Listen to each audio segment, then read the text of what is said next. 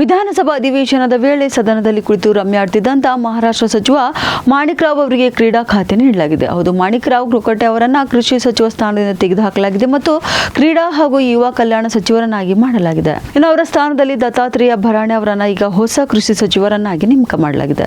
ಇನ್ನು ಪ್ರತಿಪಕ್ಷಗಳು ಮಾಣಿಕ್ ರಾವ್ ರಾಜೀನಾಮೆ ಎದುರು ನೋಡುತ್ತಿರುವಂತಹ ಹೊತ್ತಲ್ಲಿ ಈ ಸೂಚನೆ ಹೊರಬಿದ್ದಿದೆ. ಈ ನಿರ್ಧಾರವನ್ನು ಎನ್ಸಿಪಿಗೆ ದೊಡ್ಡ ಹಿನ್ನಡೆ ಎಂದು ಪರಿಗಣಿಸಲಾಗುತ್ತದೆ. ಇಂತಹ ಒಂದು ಪರಿಸ್ಥಿತಿಯಲ್ಲಿ ಉಪಮುಖ್ಯಮಂತ್ರಿ ಏಕನಾಥ್ ಶಿಂದೆ ಅವರ ಶಿವಸೇನೆಯ ಮೇಲೆ ತನ್ನ ಸಚಿವರಿಗೆ ಸಂಬಂಧಪಟ್ಟಂತಹ ವಿವಾದಗಳನ್ನು ಪರಿಹರಿಸಲು ಒತ್ತಡ ಹೆಚ್ಚಾಗಿದೆ. ಇನ್ನು ವಿಧಾನಸಭಾ ಅಧಿವೇಶನದ ವೇಳೆ ಕೋಕಟೆ ಆನ್ಲೈನ್ನಲ್ಲಿ ರಮ್ಯಾಡ್ತಿದ್ರು. ಈ ಕುರಿತು ತೀವ್ರ ಆಕ್ರೋಶ ವ್ಯಕ್ತವಾಗಿತ್ತು. ಈ ಹಿನ್ನೆಲೆಯಲ್ಲಿ ಸಚಿವ ಸಂಪುಟ ಪುನರಚನೆ ನಡೆದಿದೆ. ಇನ್ನು ಶರದ್ ಬಣದ ಶಾಸಕ ರೋಹಿತ್ ಪವಾರ್ ಅವರು ಬಿಡುಗಡೆ ಮಾಡಿದಂತಹ ಈ ವಿಡಿಯೋ ಕೋಲಾಹಲಕ್ಕೆ ಕಾರಣವಾಗಿದೆ. ಮಹಾರಾಷ್ಟ್ರದಲ್ಲಿನ ಕೃಷಿ ಬಿಕ್ಕಟ್ಟಿನ ನಡುವೆ ಕೋಕ್ಟೆ ಅವರ ಅಸಂವೇದನಾಶೀಲತೆಯನ್ನ ವಿರೋಧ ಪಕ್ಷದ ನಾಯಕರು ತೀವ್ರವಾಗಿ ಟೀಕಿಸಿದರು. ರಾಜ್ಯದ ರೈತರು ಬಿಕ್ಕಟ್ಟನ್ನು ಎದುರಿಸುತ್ತಿರುವಾಗ ಕೃಷಿ ಸಚಿವರ ಈ ವರ್ತನೆ ಬೇಜವಾಬ್ದಾರಿಯನ್ನು ಸಹಿಸಲಾಗದು ಎಂದು ಹೇಳಿದ್ದಾರೆ. ಆದರೆ ಮಾಣಿಕ್ ರಾವ್ ಈ ಆರೋಪಗಳನ್ನು ನಿರಾಕರಿಸಿದರು.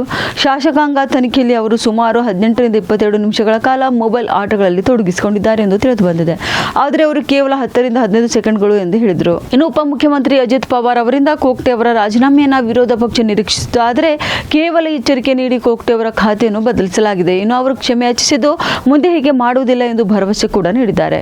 ಈಗ ಕೋಕ್ಟೆ ಅವರು ಈ ಹಿಂದೆ ಕೂಡ ಅನೇಕ ವಿವಾದಗಳಲ್ಲಿ ಭಾಗಿಯಾಗಿದ್ದರು. 1995ರ ವಸತಿ ವಂಚನೆ ಪ್ರಕರಣ ಮತ್ತು ರೈತರನ್ನ ಭಿಕ್ಷುಕರಿಗೆ ಹೋಲಿಸಿದಂತಹ ಹೇಳಿಕೆಗಳು, ಈ ಘಟನೆಗಳಿಂದಾಗಿ ಸರ್ಕಾರವನ್ನು ನಿರಂತರವಾಗಿ ಟೀಕಿಸಲಾಗುತ್ತಿತ್ತು.